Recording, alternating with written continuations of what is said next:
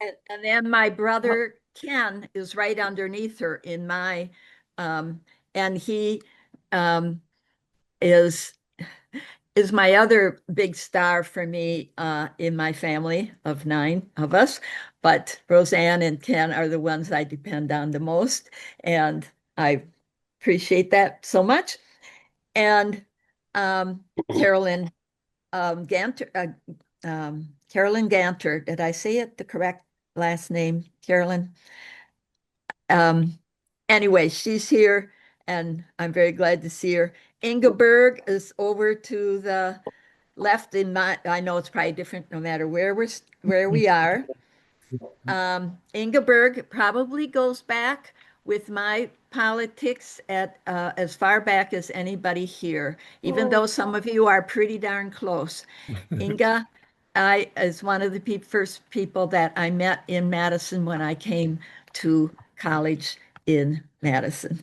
Um, Yeah, and we were yeah, in the Wisconsin lines together. That's yeah. yeah. Thank you, Inga. And then Beverly Scow, I don't think you introduced yourself.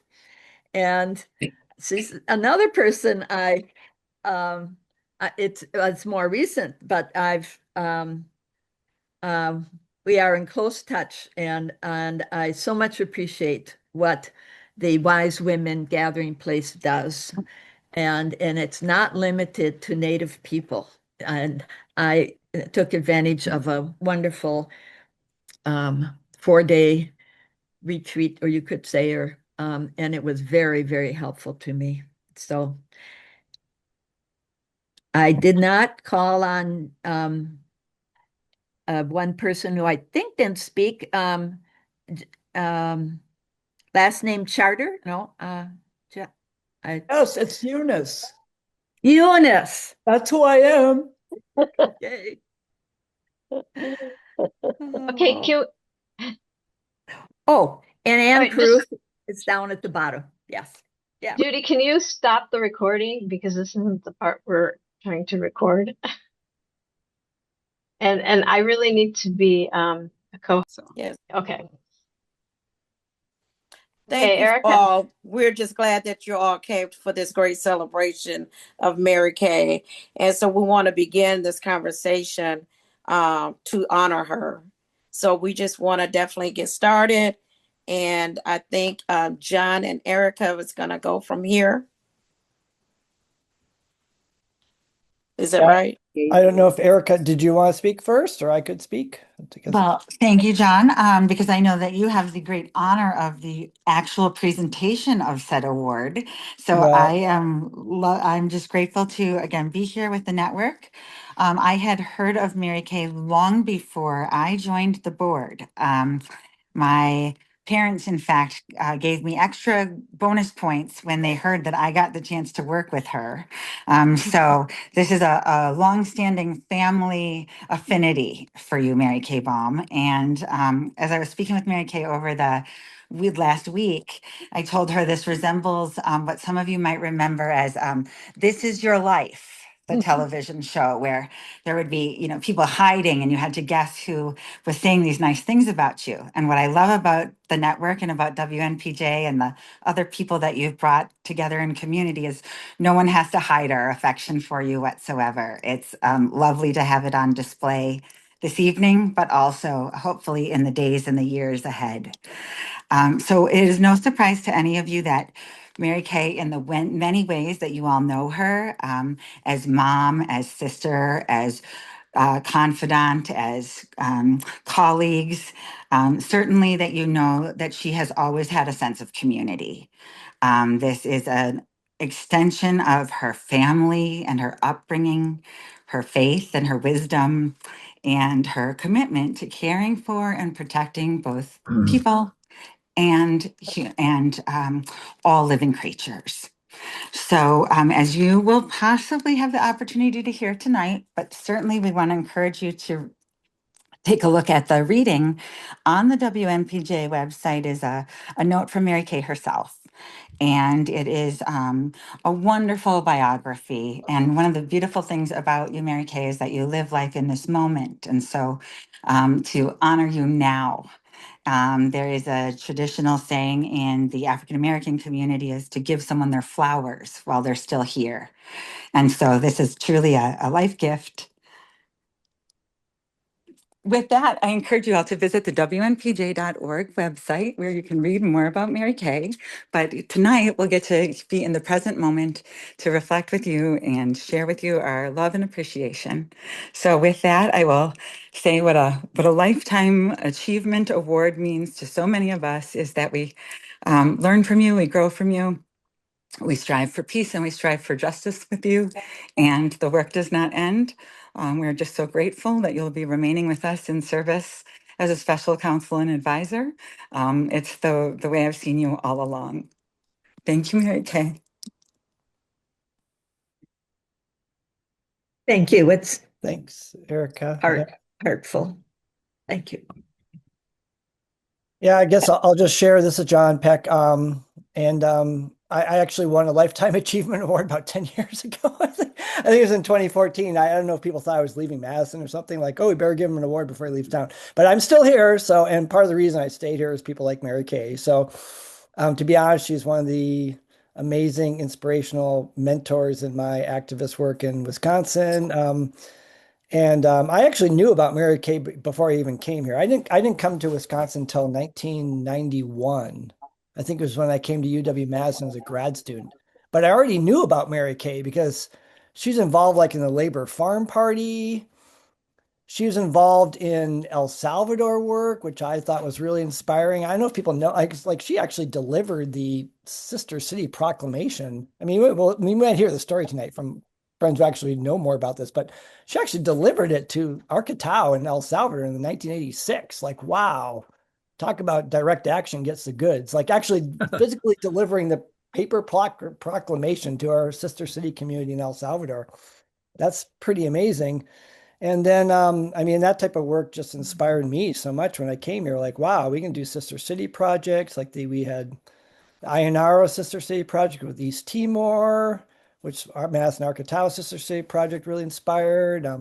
All solidarity work that I did in Oaxaca, Chiapas, Nicaragua, a lot of that was Mary Kay really inspired me in so much of that. And having grown up in a dairy farm, I mean, as you know, I'm a farmer now. I've worked with farmers. Mary Kay's work for rural justice is just amazing. It's really inspiring. Trying to bridge the gap between rural urban communities about social justice issues. The Crandon mine fight. We might have some people talking about the Crandon mine fight tonight. That was my first big fight against multinational corporations as a student in Madison, in Wisconsin.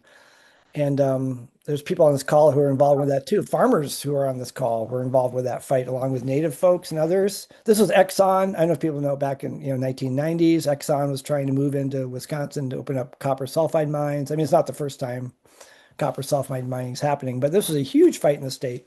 And we won. We won that fight, thanks to people like Mary Kay, who really bridged the gaps between Native communities, rural people, fishing folks.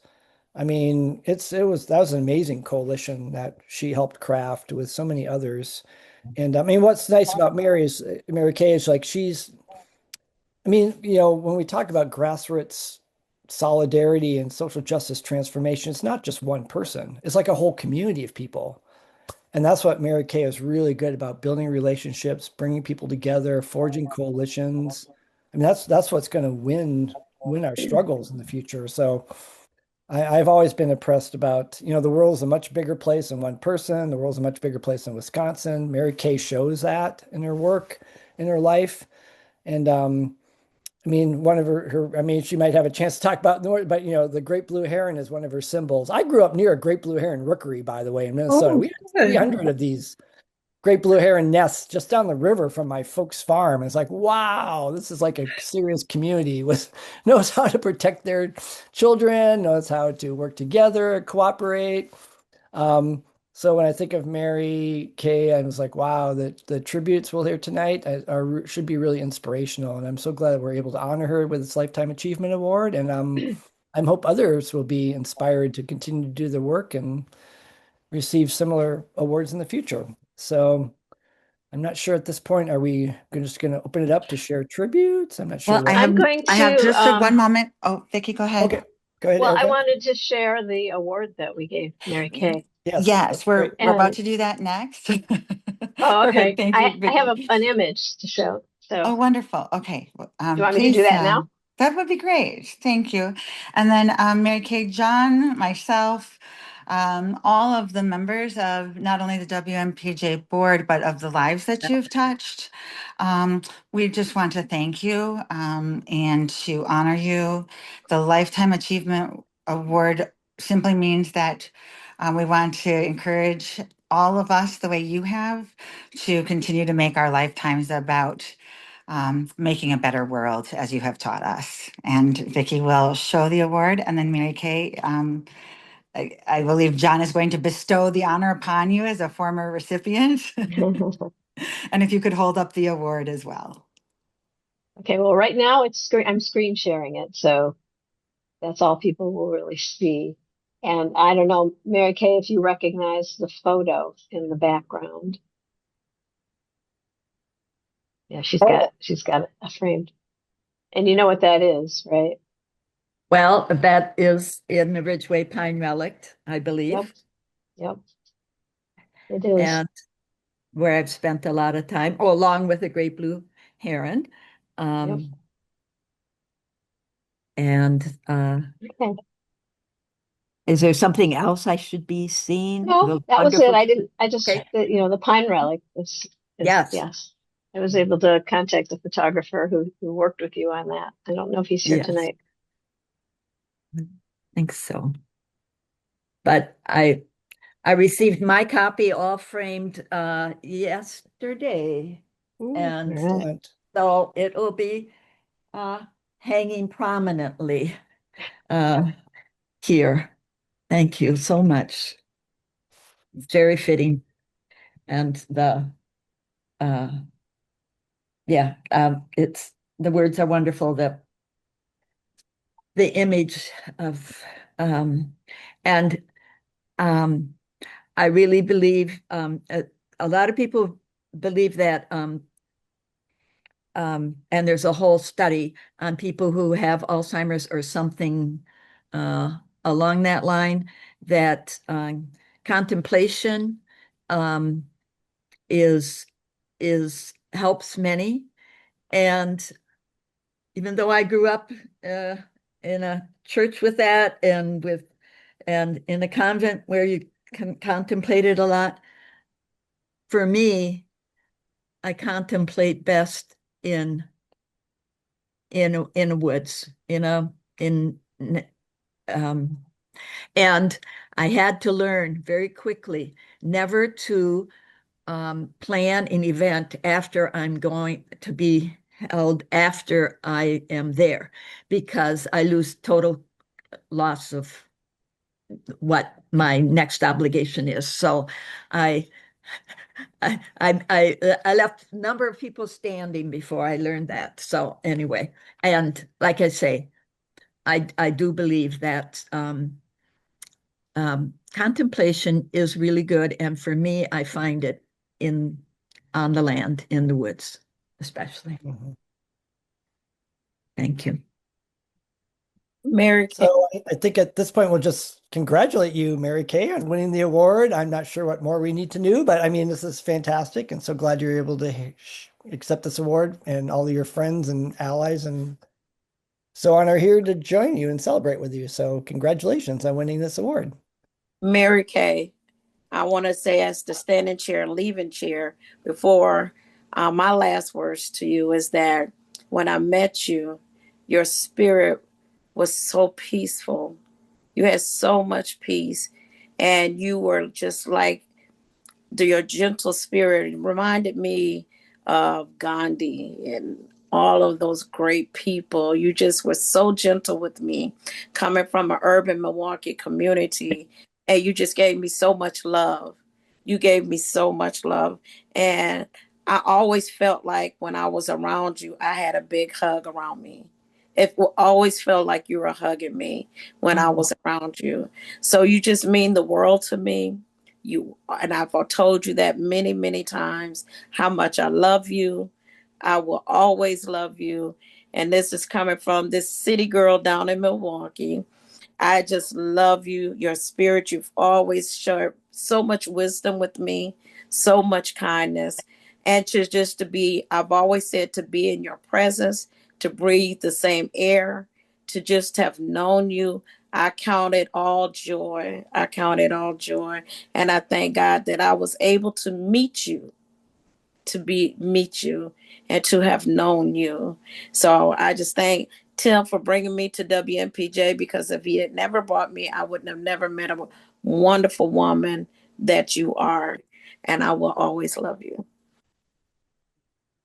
And I'm not sure everybody here knows what you stand for in so many ways, and that is for safety and the lack and the reduction of guns and hurting people. Um, you you do that with your whole heart because it affects so many people around you and in your family. Amen. Are there Next. any other board members that would love, like to take this opportunity? I'm going to open the floor to you before we introduce a wonderful guest who's joined us, Attorney Connie Sue Martin. I'm queuing you up, Counselor, while I ask any of the board members if there's anything that they would like to say. Sure. Mary Kay, we are not losing you. Remember, we've asked you to be an advisor, and you know that I love to break Robert's rules and tear down bylaws. So I'm going to be calling on you to make sure we don't overstep our bounds too much. That you can count on. And it's been an honor and a pleasure. Not always easy, but always good. And I'll just You- chime in here quickly, Mary Kay. I have just so much enjoyed getting to work with you the last couple years. If anyone wants to see the wonderful pictures of her family, please go, I put it in the chat, a website that you can go and there's a lot of history there and images for her. Thanks, Mary Kay.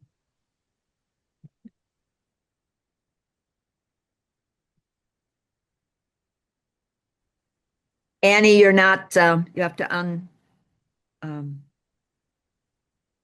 Hi, I'm not a board member, but I was invited here, and I would just like to say a couple words about Mary Kay. We did a project this last summer, and it showed how much Mary Kay takes risks, and she has creativity, and her photography is really very important. I saw her display in Dodgeville, in the center of the city, and farm people came there, and they were so appreciative. And my own son has some of her pictures up all over his apartment in San Francisco. And I sent out a challenge. This was how it all began in the summer, to a Wisconsin Alliance-based Zoom group, women's group. And I was saying I was playing around with the idea of images and metaphors and how to use them to be powerful with making posters. And only Mary Kay got back with that. And she started asking some questions. And pretty soon she had some ideas and she said, would this work? And, with her usual humility. And pretty soon she had this idea going with the herons, which she is still developing. And I think it's especially important because not a lot is effectively coming through with fighting for the environment. A lot of people are doing the slogging, especially for the pipeline, against the pipeline. But it's just so overwhelming. But this was a way that Mary Kay came up with, where her photography worked as the photo itself of the herons, and the photos as a metaphor for defending your community, which I believe goes morphing right into saving our own democracy as human beings. Just such good ideas that Mary Kay had. I worked with her for a few days on that, and we came up with a pretty good poster, which I think is on your website. I hope people can easily find it because I would like it, and we would like to see it be an example of what other people can do, either using some of her photographs or their own images, or changing the wording to make it shorter for whatever works if they're doing handouts for demonstrations and all those things. But here, at this age, here's Mary Kay being just as creative as a baby, and I mean that very well, taking risks. We didn't know what was going to come out of this. We didn't know what we were doing. And that's sometimes the power of success, and it worked. So thank you. Thank you, Mary Kay. And thank you guys, because your organization, your umbrella, helped us do it, especially Judy.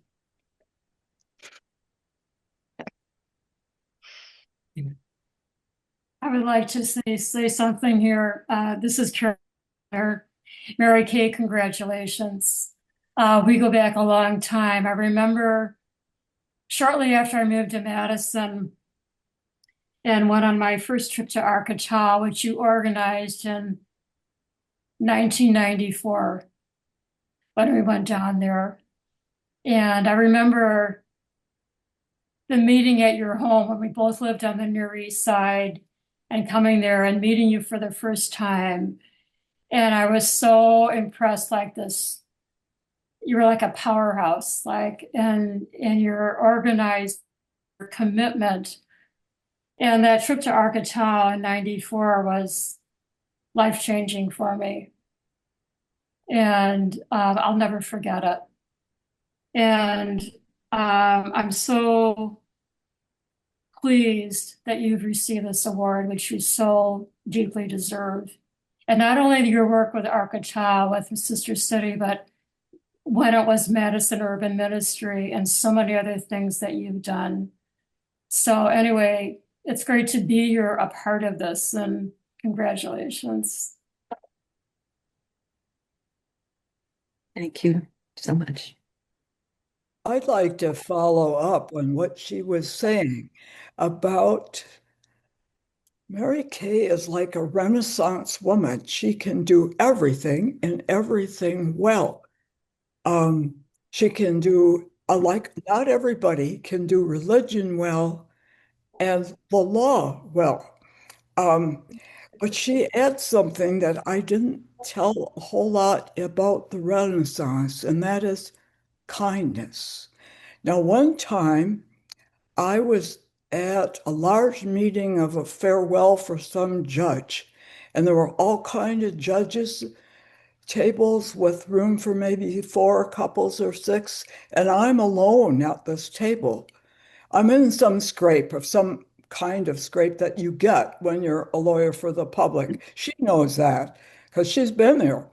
And I'm in this scrape and I'm totally alone. And she gets up from her seat and she comes over and she sits down beside me. There's one person in this room that isn't mad at me, and it's Mary Kay. And I will never forget it. She added something to the Renaissance, kindness. It's her whole life, kindness. Thank you, Mary Kay. Thank you all. This is beautiful. Mary Kay, take a moment and a deep breath. I know you have some tears in your eyes, and I imagine they're tears of gratitude. Yeah, we are. So I do also want to encourage people to please stay on.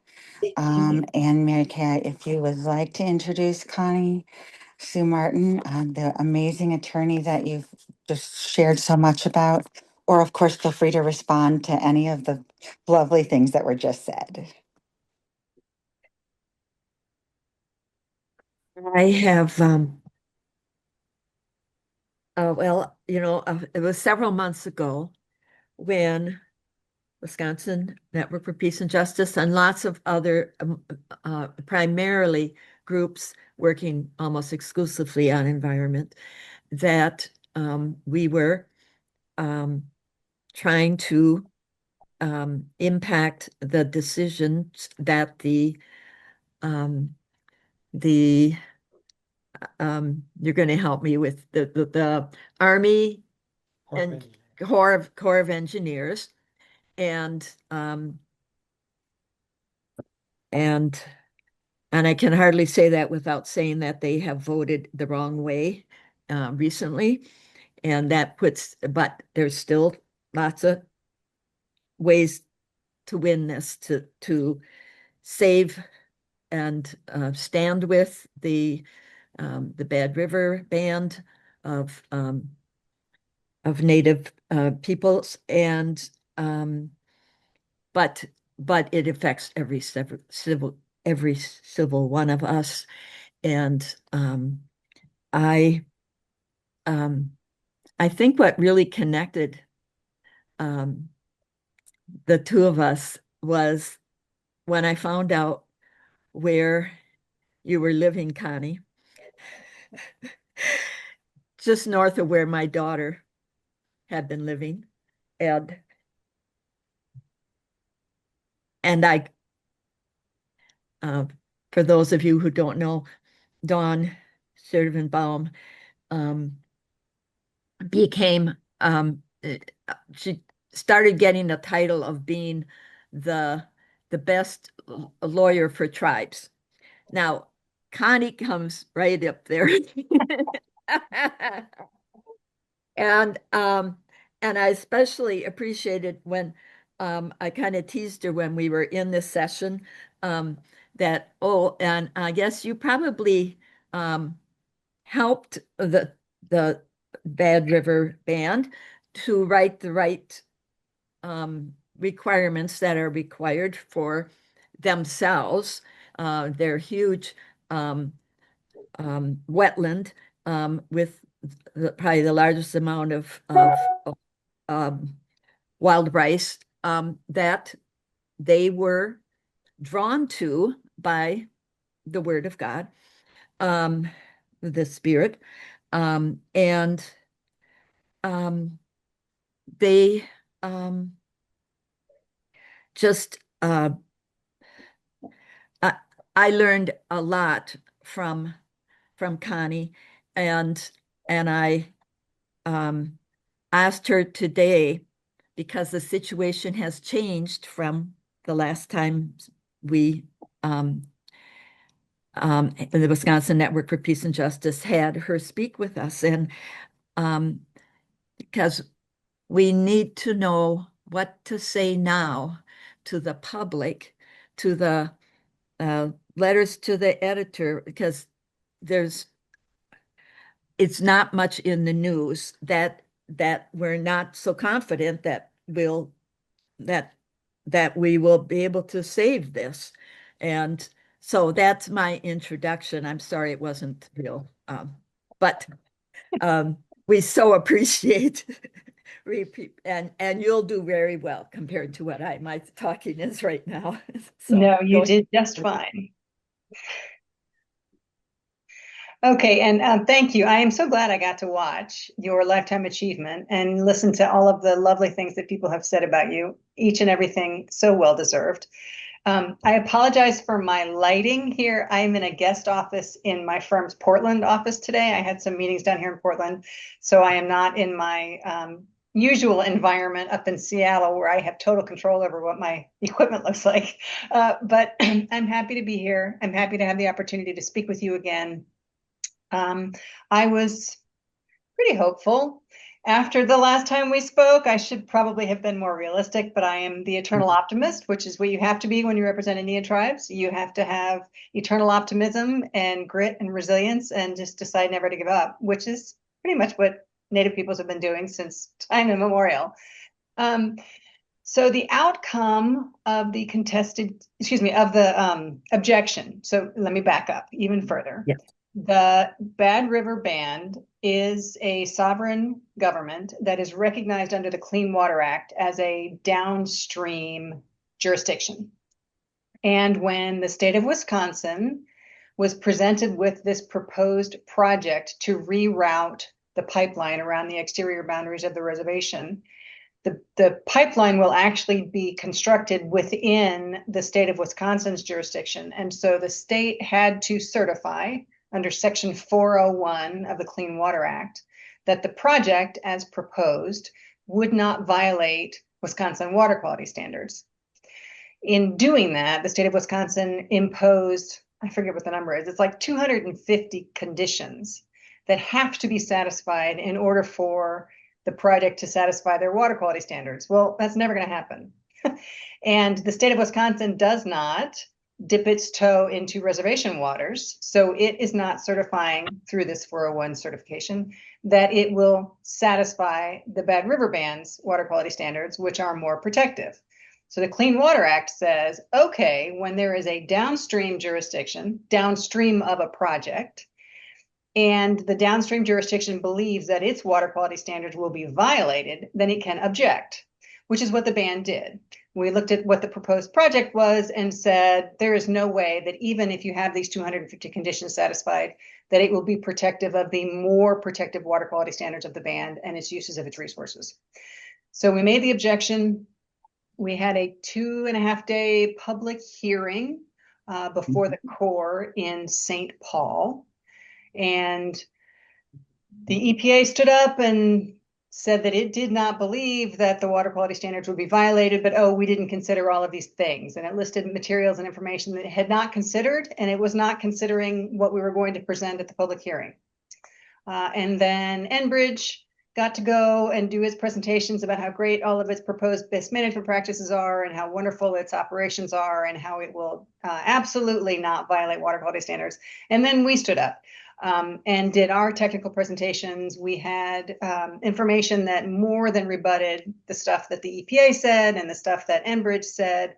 And then the last half of our presentation was entirely in Ojibwe, untranslated. We provided a transcript at the end, but it was amazingly powerful to watch tribal members testifying in their native language to the Corps of Engineers in a public forum.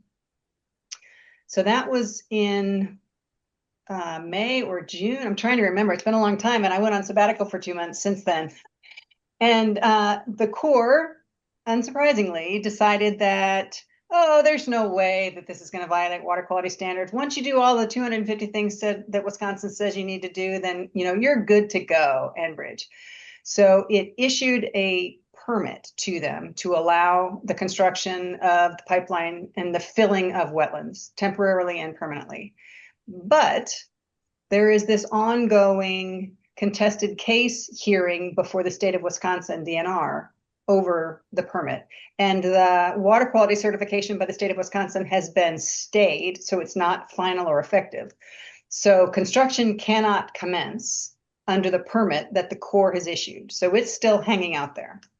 The contested case hearing was, I think, 5 or 6 weeks over the summer. They are now doing their final post-hearing briefs to the DNR. The administrative judge will make a decision, I doubt by the end of the year. Enbridge was demanding that she render a decision after a 5-week hearing with all of this complicated information and all of these experts and all of these witnesses. But I do not believe that will happen, but probably early in 2026, she will make a decision.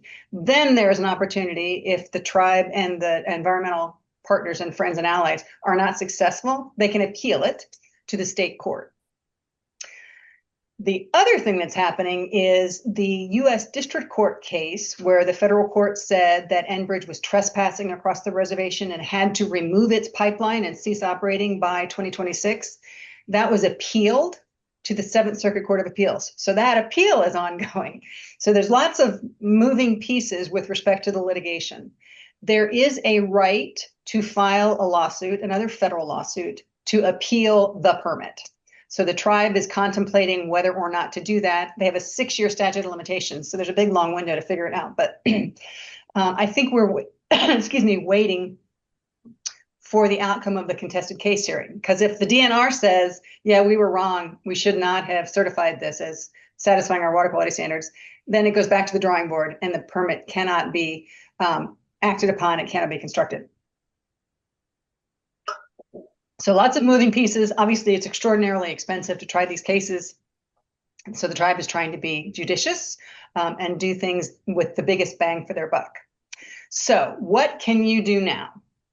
So obviously, anytime there is a public hearing on something, you are welcome to participate and speak and provide comment in opposition to the permit and opposition to the project.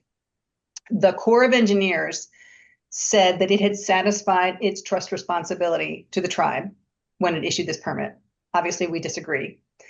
It found that the tribe had not offered sufficient expert testimony and scientific studies that established all of the things that we said would happen, excuse me, when the permit was issued. Obviously, from a technical perspective, we disagree with that. So those are things that will be appealed in a lawsuit. But the fundamental premise of the need for this pipeline is the thing that we can be talking about in public, the things that we can be writing letters to the editor about. The Corps of Engineers issued a press release upon issuing the permit and said that the approval of the Enbridge Line 5 reroute application is a great success and will advance the president's energy dominance agenda for America. Energy dominance agenda for America.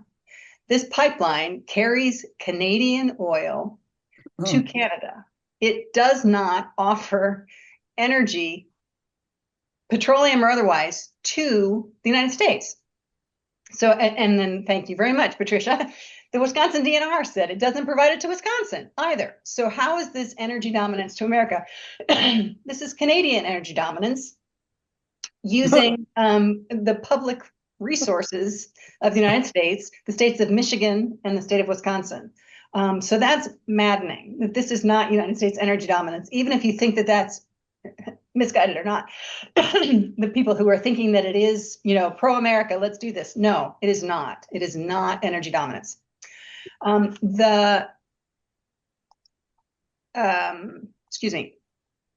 The Sierra Club Wisconsin chapter, and I don't know if there are members of the Sierra Club who are participants in your group, but Yes. they have stuff on their website about, they agree, obviously, that the oil that flows through Line 5 doesn't originate from the United States and is not used in the United States. But they also cite to an oil industry consulting firm study that shows that shutting down Line 5 would be good for energy independence. So shutting it down would be good for energy independence, totally contrary to United States energy dominance and freedom from reliance on foreign sources. And then finally, the state of Michigan commissioned a study and found that decommissioning Line 5 would actually create more jobs than building the tunnel project that Enbridge has proposed for the Straits of Mackinac. So all of these talking points about energy dominance and jobs creation and the things that Enbridge is spinning, that the Corps of Engineers has bought into, are actually contrary to fact. And those are the conversations I think that might be more appealing at this point to folks whose minds and hearts could be changed than by continuing to point out the harms of fossil fuels, the risks to the environment, the harm to the traditional cultural resource practices of the Bad River Band. If we're talking about economics and jobs and energy independence, Enbridge is not telling the truth. So that's my pitch for you all tonight. Thank you. Perfect.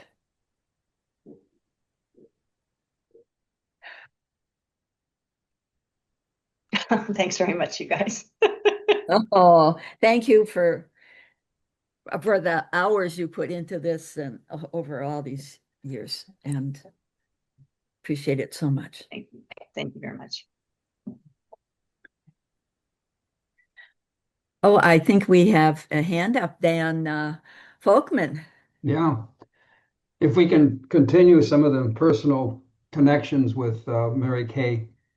And Tonietta, your comments really reflect some of my first encounter with Mary Kay. I was doing videography up north.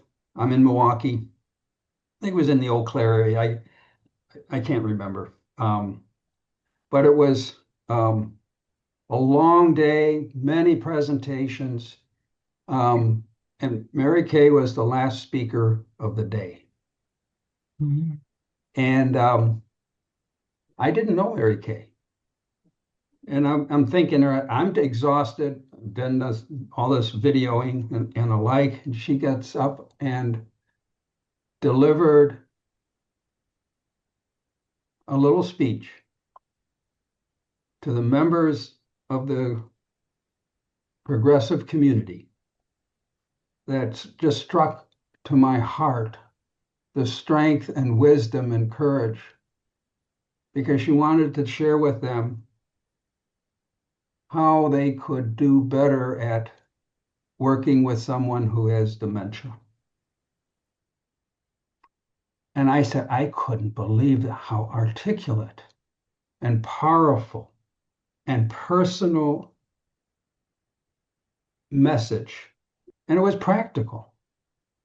And now that I share the diagnosis,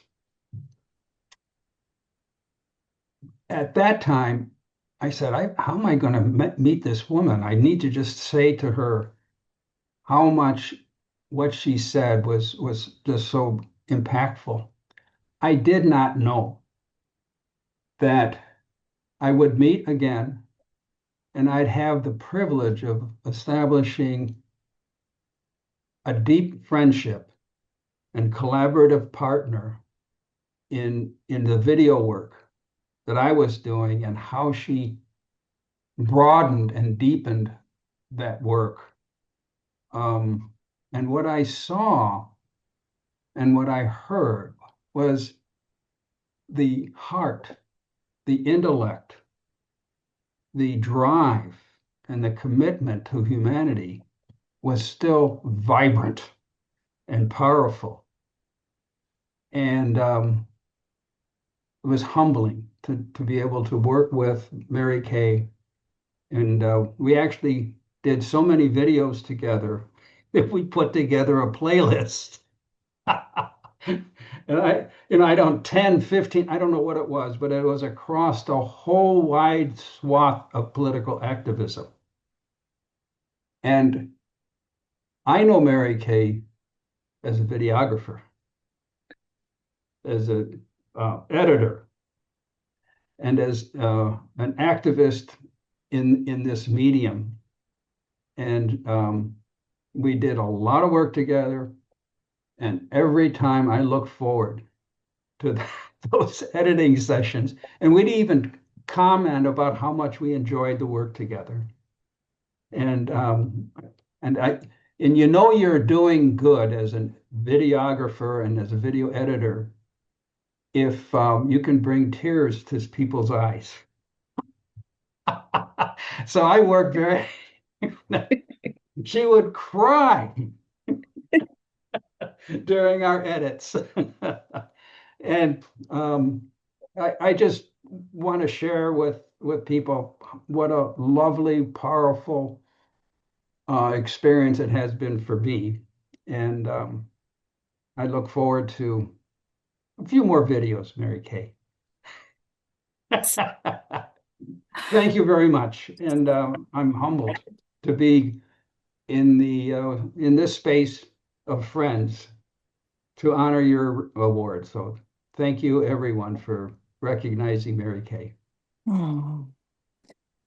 Thank you so much for that, Daniel, because Mary Kay, you've gone from crying at the videos to smiling. You're just beaming through the screen. And this is exactly what we are so joyful to be witness to. Oh, I just want to add one thing to this. We were on so many different kinds of themes. We worked on redistricting, that when it was heartbreaking what was going on. And that's, I think, was some of the, and it ended up with our governor, who actually did, after all this rushing back and forth to the United States Supreme Court and all and we come out with where for the first time tribal groupings were the rule of keeping people together, like people together, and don't cut a city in half if you don't have to, or try to keep and it had never, well, Stockbridge, Muncie, and Menominee were right next door to each other and were kept apart. And now those two tribal groupings plus my husband's Oneida are all in the same same okay, you get District, right? Thank you, district. Thank you. Anyway, it's and one of the things that we worked on is very short, and it is in the materials that you got, and it's me saying heartfeltly how important it is that people with cognitive issues at whatever level need to be able to hear others speak about that, and that they can speak and not be the just let go, or we know we're not going to learn anything from you kind of thing. So but mainly it was always a delight. We always had fun when we worked together. Thank you very much. I did see Mary Kay. I saw a couple people nodding. Good. I know Joan continues to be one of your biggest supporters. And then I also just want to tie into, again, as we talk about your advocacy and how you've made it your life's work. There are some people here who know all about that because they consider themselves lucky to be your family. And so I want to just honor that they are here and are nodding vigorously as well. So Joan or whomever else would like to go next. Thank you for being here.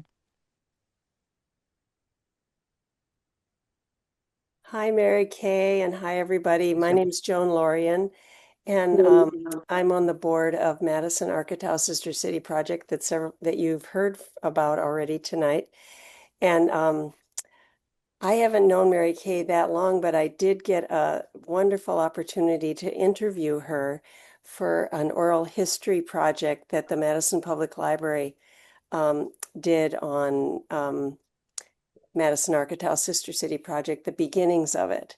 And so I got to interview the people that were activists and supporters and on the Common Council during that time, which is 1986 and before. And so thankfully, Judy Miner put in the chat how you can listen to that interview. And I really encourage you to do that. It's very moving, and it tells the story that John Peck alluded to about Mary Kay going to El Salvador with a small delegation and delivering the paper from the Common Council that they made Architau our very first sister city. We now have 10, but Architau was our first sister city in 1986. And as you know, next year we celebrate 40 years. We're hoping for 40 more. So thanks to Mary Kay and the many activists that she organized and worked with, the Common Council members that got on board. And as one of them said, it was a mandate that we do this and that we call out the United States government for their participation in the torture and violence and massacres that were happening in El Salvador at the time. So anyways, salute to you, Mary Kay, for that wonderful work. We're hoping to carry it on for another 40 years.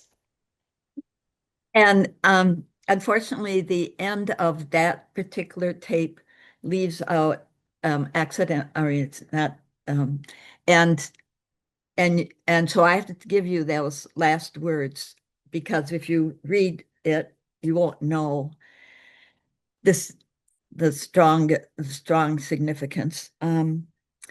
So I in that first time I went, I was the only one from Madison. We had to move fast to take that paper down to them. And we saw on that first time, and we were shown around by mostly young, I think 4 young men.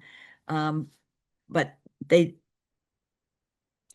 when I say 4 young men, that's actually the number of 4 young men who were killed by United States weapons, and not without people knowing this, without United States really knowing this, and then we didn't know that had happened till it was signed on April 1st, that in the year that you said, and we were down there within a matter of 2 weeks or something, and they told us we could not go to Arkatal. And we were surprised, and we met in a neighboring community. And now most of this is already in it, so I should shorten that. And but 4 of about the only men, young men that they had left in their community. Okay, so it's mostly older women and children who are living there. And part of the reason is that the young boys were often taken away by the 12 companies, people, families, 12 families who controlled the land and so forth. Okay, I'm going to try to get to the point that is missing, that and why you want to read that. And that is that on another visit, it was probably maybe the 3rd visit I had been there, and we went about 2 times a year, and almost every time there were some deaths, and sometimes it was 4 Jesuits, and sometimes it was a Catholic nun, and sometimes it was the bishop while he's doing communion, because he told the low-income people, the majority of the people, not to obey the orders of the ones who ran the army. Anyway, and what we and what would happen is that that there would, and we saw this happen, where a flight went over, usually it was a helicopter, went over just a small small little village, and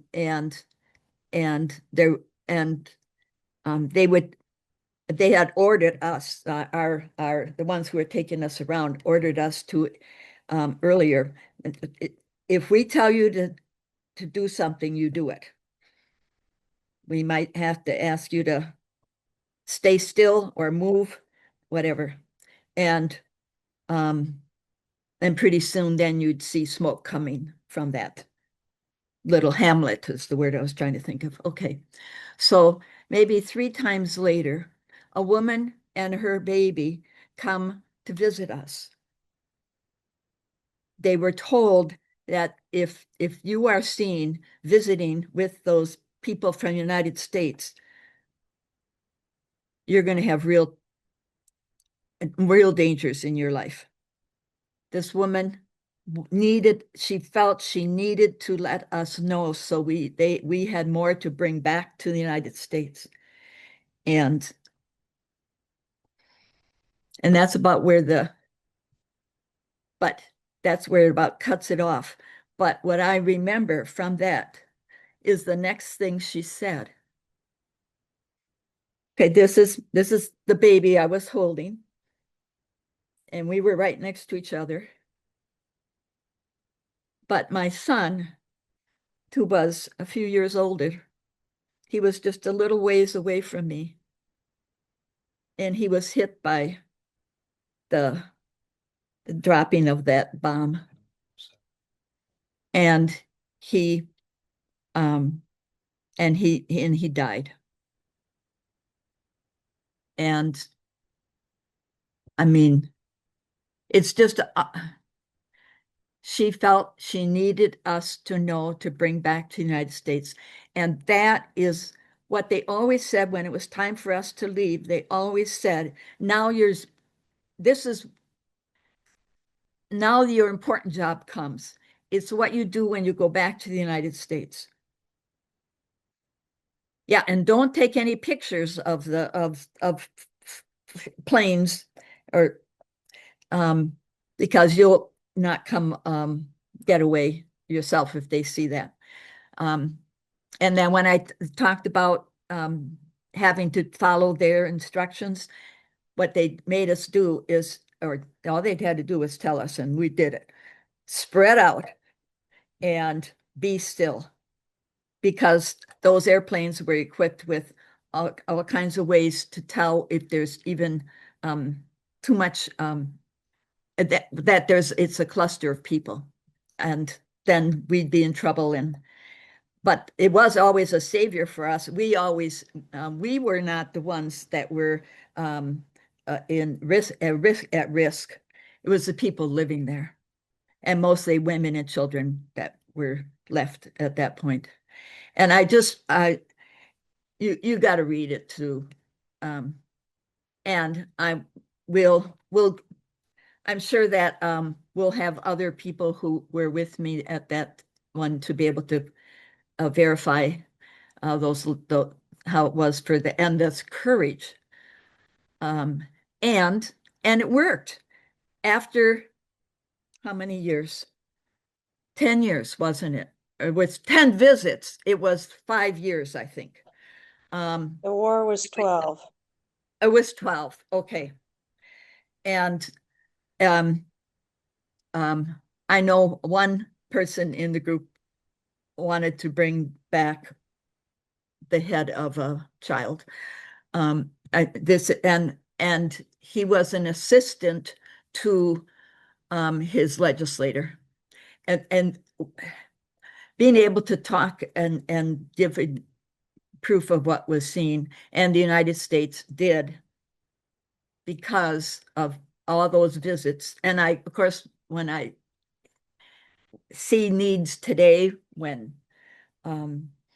and sister cities can be helpful, this really taught me. So I unless there's a question, I think I was clear enough to get across something that was as meaningful as it was and hard as it was. Thanks, Mary Kay. Yeah.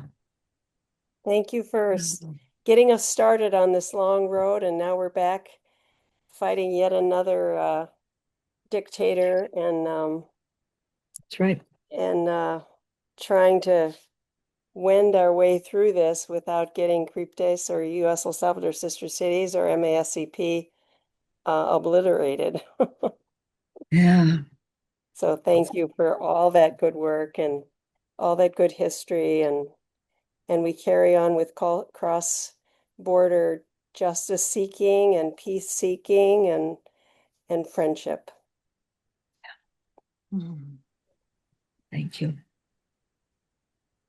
What a beautiful intention. And Mary Kay, you are courageous to share. Thank you for trusting all of us with such a harrowing account and such an important reminder that it's all those years ago and it's today and it's all the years in the future that we're trying to interconnect. I know it's a Indigenous Native Nations practice to look at the 7 ways, the 7 generations. So 3 before us, ourselves, and the 3 that will come next. And that's going to be the true everywhere in the world because of you. So thinking of the generations that came before you, I also want to honor your parents who gave us the gift of you, and the courage that they instilled in you from a really early age. I just loved reading. I can't encourage people enough to go and look at this, but Mary Kay's mom wanted to have more accessible swim times and took on their local swimming pool and management to make sure that children had access. I mean, whether or not your mother knew this, but like that's at the heart of some of the civil rights struggles that people read about in history books is access to swimming pools and the joy of being a child. And the joy of being a mom and being a mother that was able to be present for you, I would imagine inspired you to go and fight for mothers all over the world. I also really appreciated hearing about your father who would go into classrooms and talk about his experience from World War II as a cautionary tale for veterans. It's not lost on me at all that we have so many people in Veterans for Peace in our network. And we're still, even in this day, talking about the perils of, militarized force and how it's so much a part of who you are as a way of how you came to all of us. It's truly part of you carrying on, one of those 7 generations. I know your son Jake, I think, also is here. So I just want to thank you all for being so patient with us. We could talk all day, every day about Mary Kay.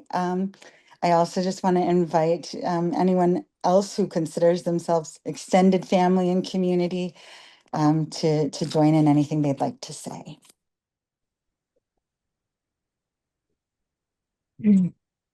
I would like to share. I'm so pleased to be invited to this space to honor Mary Kay.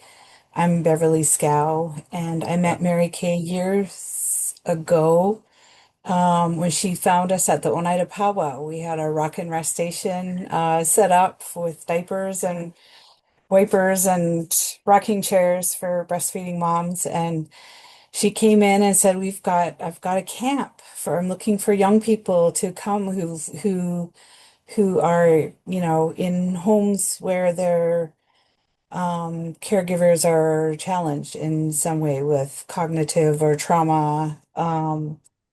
And and so I was so pleased to be able to, like my children and grandchildren, went year after year to Mary Kay's camp.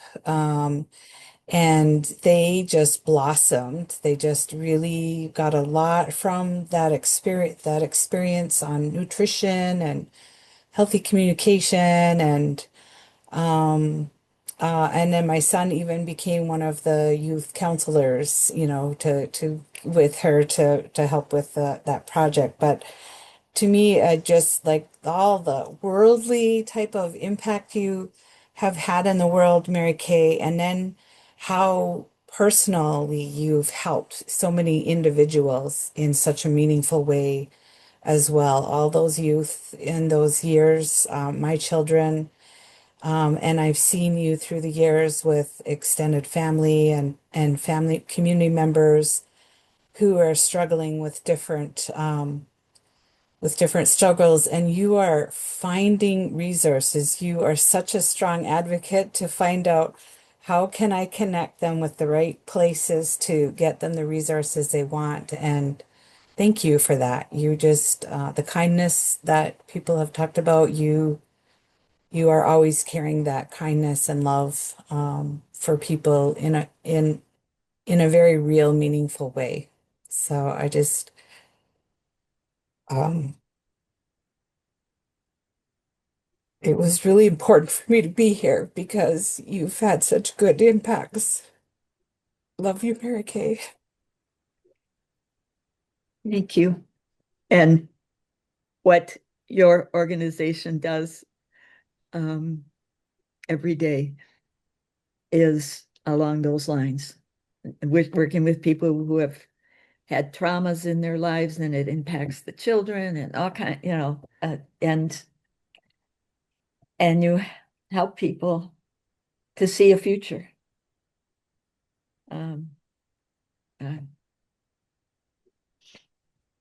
Appreciate that so much. Yeah. Yeah, I think Ken, you could say something about a couple, well, the thing that I was surprised by the most was what our father did with Sure. farmers who couldn't, who were having a hard time getting by, even to Yeah. get their seeds. You can hear me okay? Yes. Okay. Yeah, Mary Kay, you've always been being the oldest girl in our family of 9. I was towards the middle. You're always someone I looked up to, but also you wanted me to talk about our dad a little bit, and um, he came back from the war, and I don't think it just worked out that he ended up taking on the family farm, and so that was, back then that was not the easiest lifestyle, but he also volunteered he was the volunteer fire chief for 40 years, and so a lot of responsibility there with a group of men at that time, and but he also respected the land, the soil, and so he was on the Outagamie County Soil Improvement Association, and they promoted contour farming and grass waterways and conservation tillage, and a lot of these things were just kind of it was somewhat experimental, but it's going in the right direction, and to keep our soil. And also in the beginning, he was a member, or I think he probably organized the Fox Valley. We're just on the north side of Appleton back then, and Young Farmers Club, where they bought fertilizer and seed in bulk, and then distributed it out to these farmers in this club. So I, being one of the boys of 6, we were brought up with great work ethics, and maybe more work ethics than most. Our farm was on the very edge of the city of Appleton, and my dad we always looked at things that would help improve the labor part of it, but he never really wanted to invest a lot in the farm because he knew someday, it would be run over by the city. So, which didn't really, I mean, it got us along very well. But I've, eventually got a job out of high school, but I still had a very strong love for the farm, and maybe part of it was I always wanted to get those modern conveniences that we never had, like the barn cleaner and the silo unloaders. And I think I always thought, someday that maybe that could happen. Well, it did end up after 5 years of working away from the farm that I ended up in a partnership with a brother, and we're always looking to that still that love, or that we wanted to work with the soil the best way we could, and so we implemented some of those conservation programs, and but it took, to me, it wasn't just quite right. And it wasn't until I got involved with no-till, where we don't just disrupt the soil at all when we plant, and we don't do any tillage in the fall. A neighbor of mine was doing it, and he was going to annual meetings around the country, no-till conventions, and and then, you know, we just, because we were kind of on the same page, I ended up going along with him, and he had been practicing it. And so one thing led to another. And so I farm like 320 acres now, and it's all no-till. And then after that, cover cropping came in, and that was like an add-on, and it's just amazing. I'm very passionate about it. It's kind of like the field of dreams. If you build it, they'll come. Well, if you don't disrupt the soil and then provide food for the microbiology or the worms, or they just start multiplying. And I'm very passionate for people, or to show people, just to walk out in my fields and in a square, you know, 12 by 12 inch square, you'll find 3, 4, 5, 6 earthworm holes, and then and then there's all this microbiology that's going on underneath that or within that. And so it's in my mind, it's a sustainable system. And I'm pretty much growing commercial corn and soybeans. Some goes to the ethanol plant, some and a lot of it's probably cow feed, but in my mind, and I guess the reason I like to talk about this is because Mary Kay always asks me, you know, what I'm doing, and she's likes to keep tabs on how it's all working, and it's, I don't know. And at the end of the day, you know, I harvested this fall, and then the threat of snow, but it was really important for me to get out there with my drill and my rye seed. And so it's all planted for the winter. And this rye doesn't really need to grow much this fall, but come spring, we'll get warm days, 40, 50 degree weather. And it's just, it takes off in the spring, and it'll get like 2 feet, 3 feet high before we plant again. And the beauty of it is the roots are twice as deep as the plant. So that's providing a lot of food for all the, we call them critters. We may not identify all of them, and I think science, you know, they're always finding more about it, but you know, what's all there, but we know it's really good. And it seems it was more of a struggle years back. And, you know, before you'd try to plow, and the plow would get plugged up with the corn stalks, and any farmer can, you know, they've figured out ways around that, but it's so much easier just to plant the seeds and prepare or make that cover crop. So I guess the apple doesn't fall too far from the tree for both of us. You know, he instilled, and mom too. Yeah. So thank you. And I'm very proud of you. And me of you. And Roseanne, I think you have some words about how mom dealt with knowing she was developing Alzheimer's, and what we did in Sure. teaching. Yeah, go ahead. Okay. So I'm Roseanne. I'm Mary Kay's youngest sister. There's 12 years difference between us. And so I was a young girl when she was already out in the world. You know, I was young when we would go visit her. We'd load up in the car, go visit her in Manitowoc at the convent.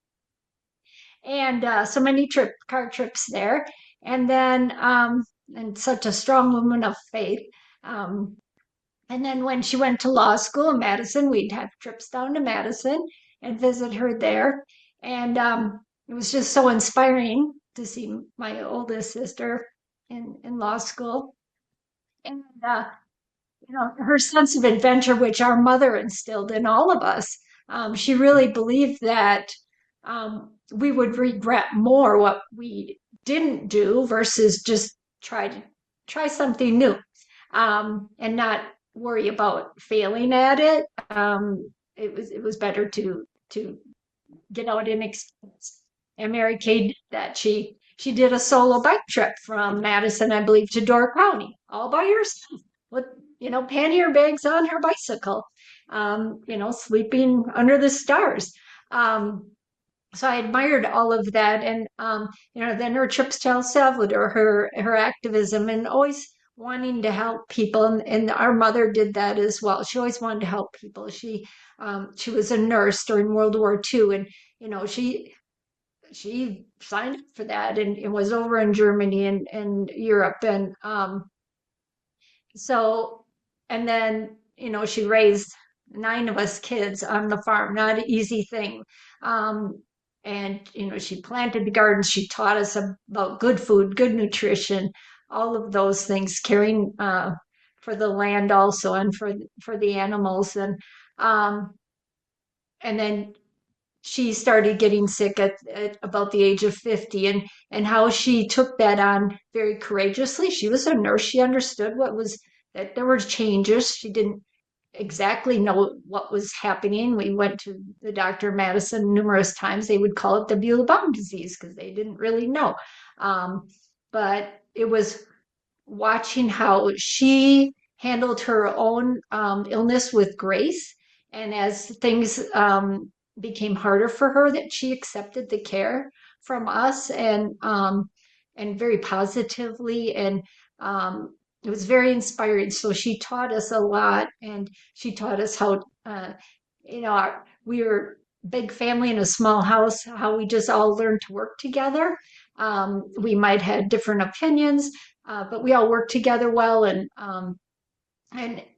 just the love that we were raised with was amazing. And we learned a lot through our mothers dealing with her illness that has helped my sister Chris, Mary Kay, and I. We all 3 have our challenges, and I'm very grateful for my sister Mary Kay and my sister Chris. They both are older, and their journey through their health issues helped me, as I had some similar health issues when I turned 50.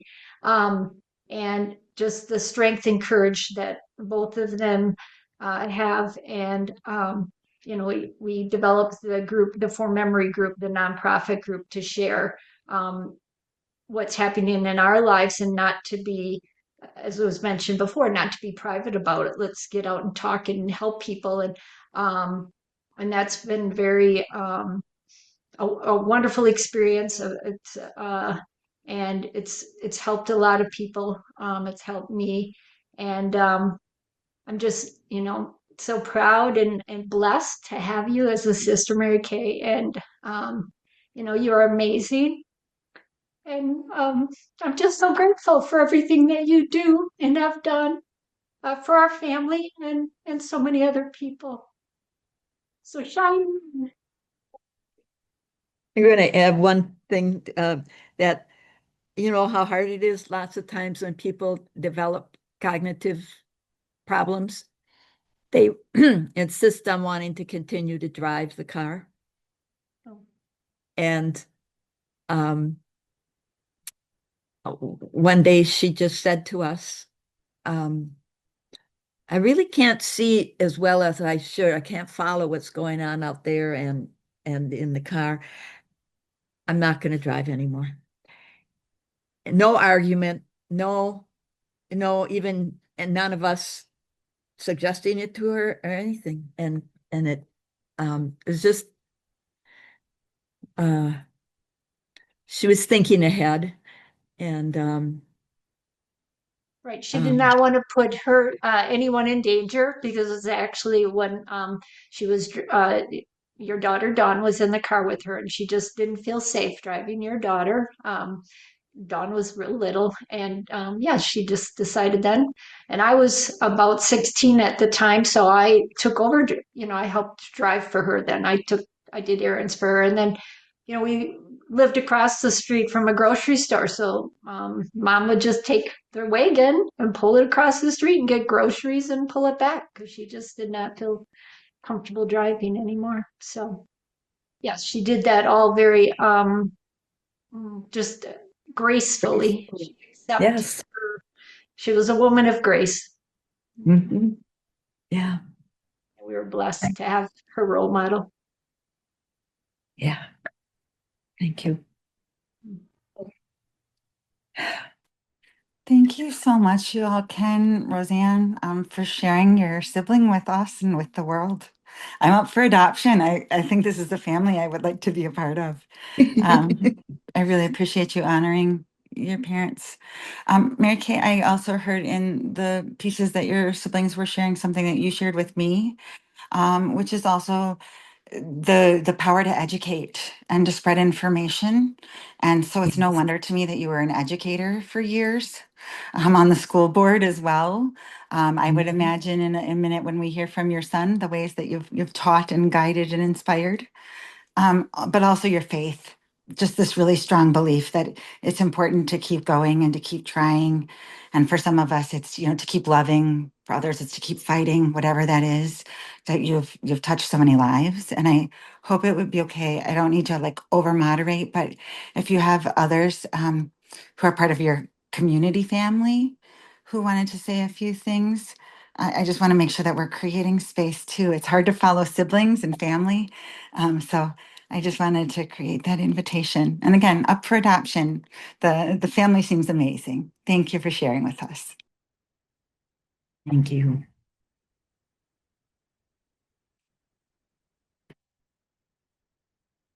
I will get the, this is, it's almost like family, Ann Truth, writing up about using art and examples when we're trying to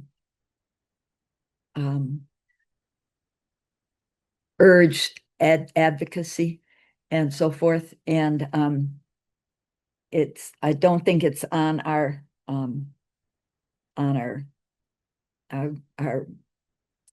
thing now, but we'll be sure it gets there. Okay.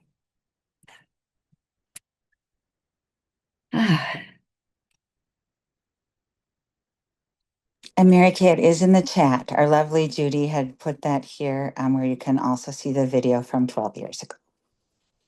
Okay. Oh, the one of speaking, it's about Alzheimer's or that kind of thing, or what is it? Yes, that's correct. Yeah. Okay, gotcha. And that wouldn't be there without our Dan Folkman. That's one of the marvelous things we did. I forgot about it until I saw it again, Dan, and I thought, oh, this is so perfect.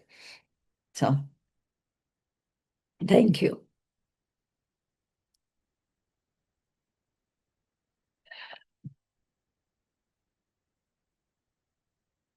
This has been the experience of people bringing back to me the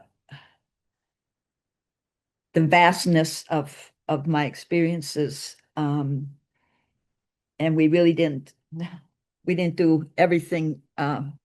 You can't in one, but I understand there is a native tribe that is having a special emphasis on Alzheimer's. Maybe we also learned that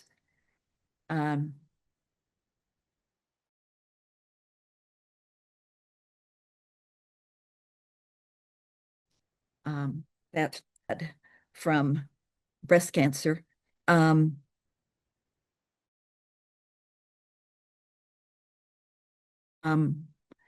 that Native people are more prone to breast cancer than other groups. And that research is still happening. And if there might be, but those,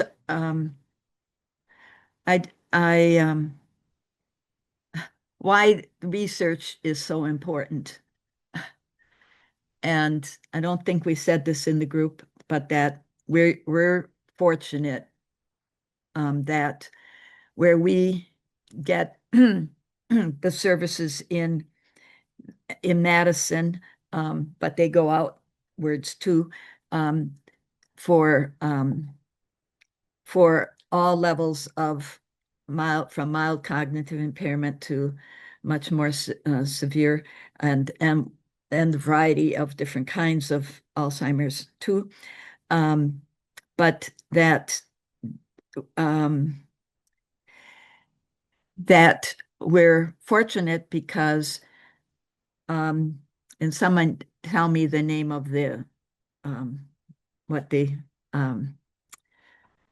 well, anyway, it's Program. the RAP program. Thank you, which is large part with the UW Madison, but they were fortunate before the attempt to stop or reduce significantly preventing cancer and Alzheimer's, reducing, them not being important. We're going to save money by stopping those, and we're fortunate here because that group had been paid early, and will last till 2028, while others have already lost theirs since the last election, because they didn't have the next one lined up. I mean, and it's talk about need for advocacy and what really saves on money. Certainly the prevention of illnesses is far better than the costs that build up with people in nursing homes and so forth unnecessarily, and the lack of quality of life. Yeah, I think for those of us who have spoken to groups, and I realize that they want to hear how better to be a good friend, to be a friend at all, to communicate with people who have cognitive changes that can get in the way. And that long sheet of ABCs, which youth helped us write, is I think is now attached to our to the depending on when you looked at it today, the full. Anyway, that's maybe the last thing that I can add today. You've gotten a lot of wonderful information from and you all sharing it in the way you did makes it possible for all of us to continue. And I'm going to tell you what I told the doctor today, our neurologist, and maybe Chris should tell it. that because she arranged it. Our family is known to be a family that will take on, if it's appropriate for us, we fit their needs. You want to say what is going to happen next week? Well, yes, next week we're, it's okay. Sorry, I called you by my other sister's name. Okay, go ahead. Okay. Next week we have an appointment in Madison with UW Geriatrics Department that will hopefully, with some more testing that Mary Kay will have, there's a newer drug now that can hopefully stop the development of the amyloid, which is the very damaging thing that's in the brain that makes the Alzheimer's progress. So because of the RAP program, Wisconsin Registry of Alzheimer's Prevention, that siblings have been in for many years, 20 some years, and getting tested every couple of years, that all helps for this research. And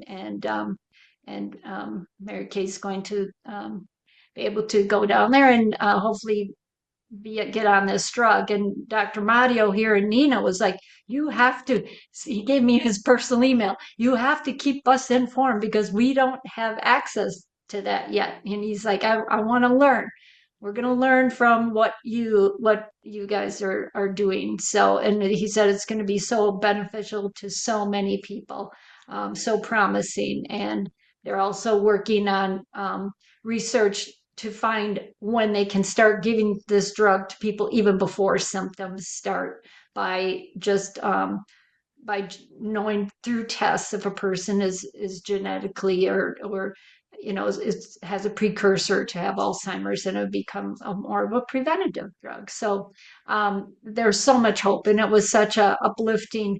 Dr. Mario was over the moon today because he was just so happy that he's got some patients here that are going to, be part of this, that Mary Kay's part of this. So we're, and that he can learn from it as well. So it was very enlightening and very hopeful, because then that could just keep her from getting worse, that she just stays in this stage, and that would be a great thing. Yes. May it be I'm so so. glad I was just going to say, I'm glad we were able to still connect with each other, despite the weather for tonight. I don't know if it's as cold as they thought it would be, but I'm glad we're safe in our homes, and that we can communicate in this way. Thank you. Thank you so much, everybody. And Mary Kay, of course. And every one of you.